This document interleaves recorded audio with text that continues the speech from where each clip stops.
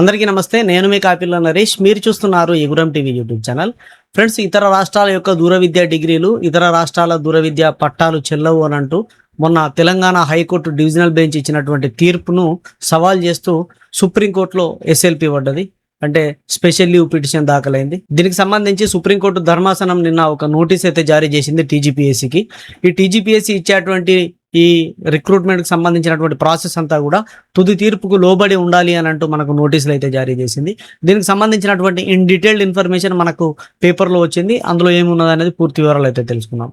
మనకి ఇక్కడ చూడొచ్చు, టీఎస్పీఎస్సీ నియామకాలు తుది తీర్పుకు లోబడే, దూర విద్యా డిగ్రీ చెల్లుబాటు కేసులో సుప్రీంకోర్టు స్పష్టీకరణ, తుది విచారణ జూలై 29కి వాయిదా, వర్సిటీల ప్రాదేశిక పరిధి, యూజీసీ నిబంధనలు, వీటిపైన కీలక వ్యాఖ్యలు చేసినట్టుగానైతే ఇవ్వడం జరిగింది.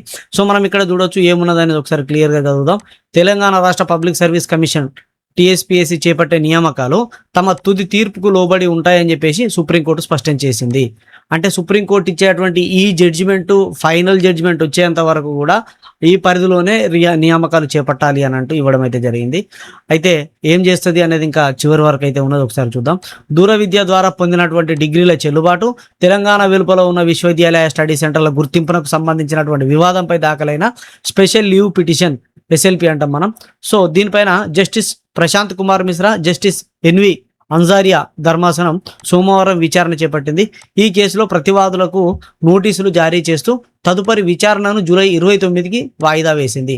సో ఇక్కడ ప్రతివాదులు అంటే టీజీపీఎస్సీ, సో టీజీపీఎస్సీ నియామక బోర్డు అండ్ ప్రభుత్వం, వీళ్ళను ప్రతివాదులుగా చేరుస్తూ మనకు వాళ్ళకు నోటీసులు జారీ చేసింది. జారీ చేసి జూలై 29కి ఈ కేసును వాయిదా వేసింది. మొన్న డివిజన్ బెంచ్లో వద్దు అని చెప్పేసి హైకోర్టు డివిజన్ బెంచ్ ఇచ్చింది.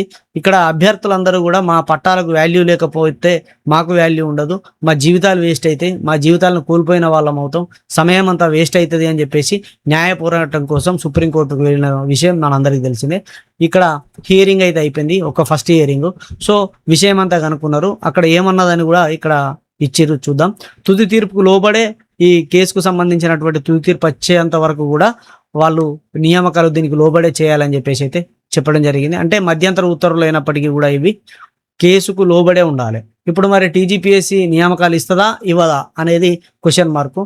నియామకాలు ఇచ్చింది అనుకోండి, తుది తీర్పు లోబడి నియామకాలు అని ఇస్తుంది. ఒకవేళ ఇవ్వలేదనుకోండి, కేసు జడ్జిమెంట్ వచ్చిన తర్వాత నియామకాలు ఇస్తే అదొక రకమైనటువంటి నిర్ణయం. ఇట్లా రెండు రకాలైనటువంటి నిర్ణయాలు తీసుకునేటువంటి అధికారం అయితే టీజీపీఎస్సీకి ఉంటుంది. ఏ నిర్ణయం తీసుకుంటుంది అనేది టీజీపీఎస్సీ చేతులలోనే ఉంటుంది.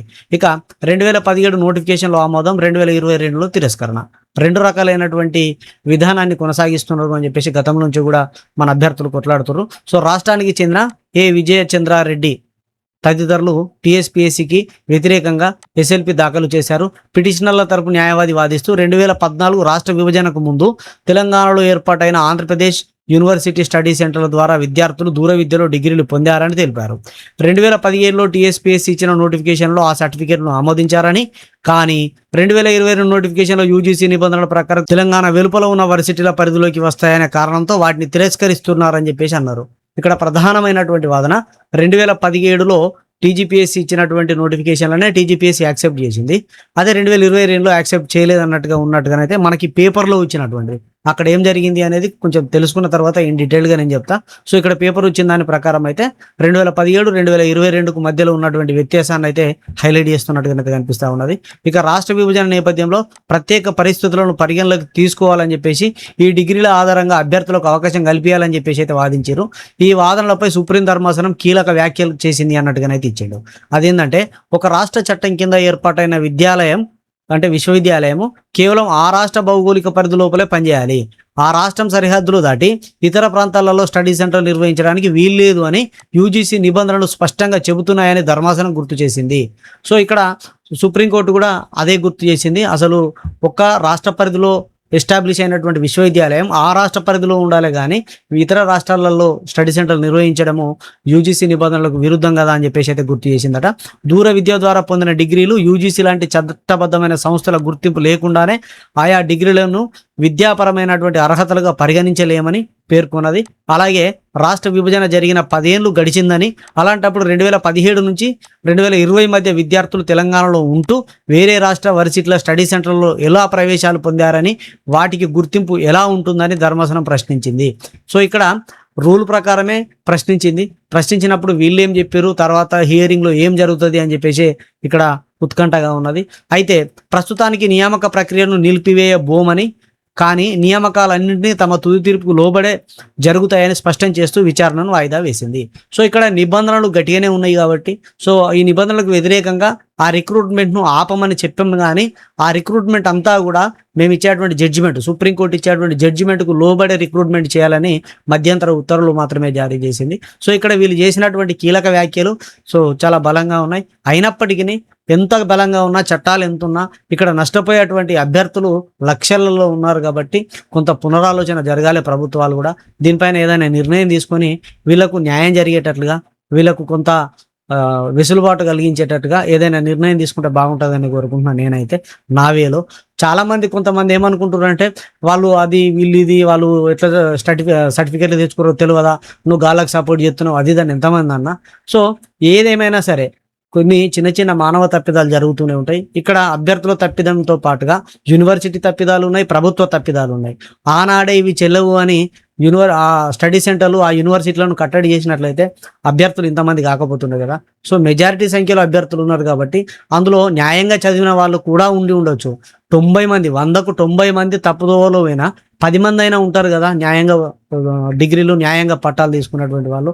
ఒక్కరికి కూడా అన్యాయం జరగద్దు అనేదే నా ఉద్దేశం. ఒక్కరికి ఉపయోగపడ్డ ఈ సర్టిఫికెట్ల నుంచి లాభమే కదా. సో టాలెంట్ లేకపోతే ఉద్యోగాలు రావు, టాలెంట్ లేకపోతే ఎన్ని కోచింగ్లు తీసుకున్నా ఎంత చదివినా ఉద్యోగమా రాదు. ఏదైతే ఏమున్నది వాళ్ళకి అవకాశం కల్పించమంటున్నాం, ఉద్యోగం ఏమంటలేదు, డైరెక్ట్ సర్టిఫికెట్లకు అవకాశం కల్పించమంటున్నాం. వాళ్ళకు అవకాశం ఇస్తే వస్తుంది, లేకపోతే లేదు. కాబట్టి ప్రభుత్వాలు దీనిపైన పునరాలోచన చేయాలని అనుకుంటున్నాను నేనైతే. చూద్దాం ఏ విధమైనటువంటి నిర్ణయం తీసుకుంటుందో, ఏ విధమైనటువంటి జడ్జిమెంట్ వస్తుందో. జూలై 29 నాటికి మళ్ళీ ఏం జరుగుతుంది, టీజీపీఎస్సీ నుంచి ఏమైనా మళ్ళీ అక్కడ ఇచ్చేటువంటి కౌంటర్ ఏ విధంగా ఉంటుంది, ఇవన్నీ కూడా నెక్స్ట్ వీడియోలలో నేను మీకు ఎప్పటికప్పుడు అప్డేట్ చేస్తూ ఉంటాను. ఇదండి వీడియో. నచ్చితే లైక్ చేయండి, మీ మిత్రులకు షేర్ చేయండి. మీకు ఏమైనా సందేహాలు ఉంటే కామెంట్లలో రాయండి. నేను ఇవన్నీ కామెంట్లు అన్నీ కలిపి సపరేట్గా ఒక వీడియోలో మాట్లాడతాను. అది పాజిటివ్ కానీ నెగిటివ్ కానీ ఎటువంటిదైనా కానీ మీ డౌట్స్ కానీ మీ అభిప్రాయాన్ని కానీ అన్నిటినీ రాయరి. ఎందుకంటే మాట్లాడుకుంటూనే తెలుస్తుంది కదా. ఒక మాటను మీరు నన్ను అనొచ్చు, నేను పడతా, కానీ నిజమేందనేది మీకు తెలవాలి. వాళ్ళు చాలామంది అంటూనే ఉంటారు, 6 లక్షలకు దగ్గర ఉన్నారు మనకు సబ్స్క్రైబర్లు. ఎవరో ఒకరు ఉంటారు, అందరి మెంటాలిటీ ఒక లెక్క ఉండదు కదా. ఎవరొకరు అంటూనే ఉంటారు, నేను పడుతూనే ఉంటా. దానికి ఒక్కొక్క ఆలోచనకి ఇట్లున్నదా అని చెప్పేసి తెలుసుకొని వాళ్ళకి ఏ విధంగా సమాధానం చెప్పాలో, ఏ విధంగా అర్థం చేయించాలో అర్థం చేయిస్తా.